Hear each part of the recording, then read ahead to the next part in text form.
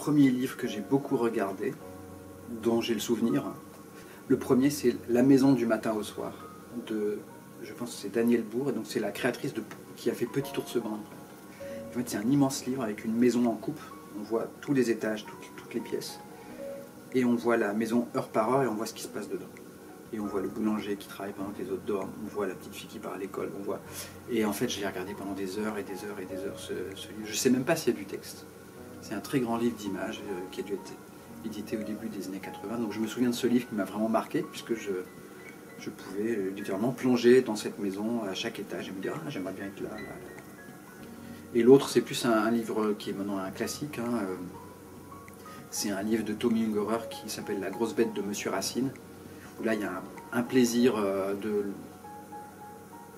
de lecture parce que c'est un livre drôle. Il y a plein de choses qui se passent dans les images qu'il n'y a pas dans le texte. Le texte est en fait assez long quand même. Et ça raconte l'histoire de deux enfants qui font une blague, qui se déguisent en animal bizarre avec des couvertures, je crois. Juste pour aller piquer les poires du voisin. Et ce monsieur va se dire qu'il a découvert une nouvelle espèce d'animal et il va l'étudier pendant tout le livre et ils vont lui manger toutes ses poires. Et c'est pareil, c'est une histoire d'amitié qui, petite touche par petite touche, va se tisser entre ces personnages. Et j'adore cette histoire et je l'adore encore maintenant alors que j'ai 48 ans.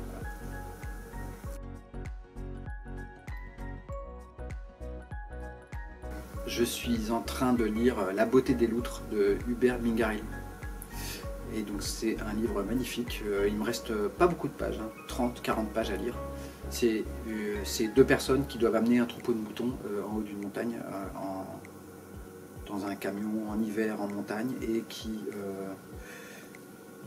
voilà, il y a un jeune, un vieux, on comprend qu'ils ne sont pas forcément copains.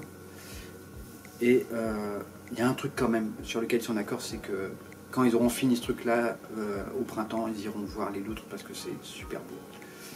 Et voilà, on est au cœur d'une relation humaine qui est en train de se tisser, on n'est pas sûr, on ne sait pas si ça va bien ou mal se terminer, et c'est magnifique.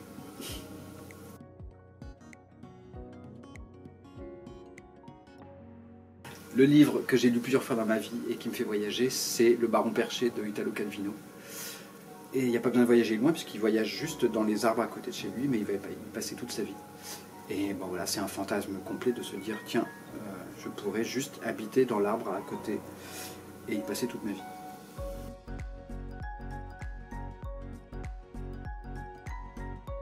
Je pense que un des livres qui m'a fait le plus sourire, alors rire, c'est pas un livre de blague, c'est un livre de John Steinbeck. Alors pourtant il est connu plutôt pour des récits hyper durs, sociaux, plombants, etc.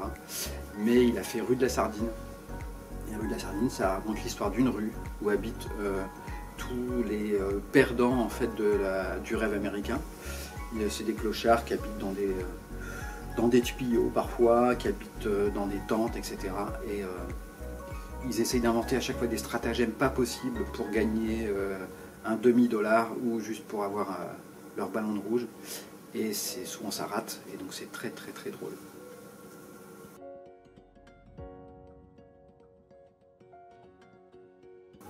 Le livre qui m'a fait tirer une larme, alors que pourtant je pleure facilement en écoutant des chansons au cinéma, mais pas beaucoup en lisant, c'est L'homme qui s'évada de Albert Londres. Donc Albert Londres, c'était un poète qui est devenu journaliste.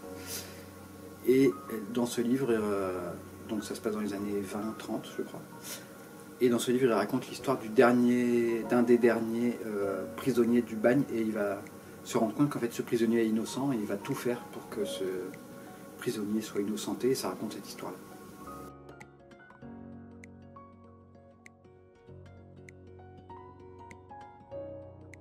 J'ai envie d'acheter, je sais qu'il y a encore un livre de Miguel Bonnefoy que j'ai jamais lu, et je me souviens plus de son titre, mais j'ai lu tous les autres, notamment le dernier qui s'appelle, je ne sais plus non plus, mais voilà, j'ai envie d'acheter le dernier livre, un des livres de Miguel Bonnefoy que je n'ai pas lu.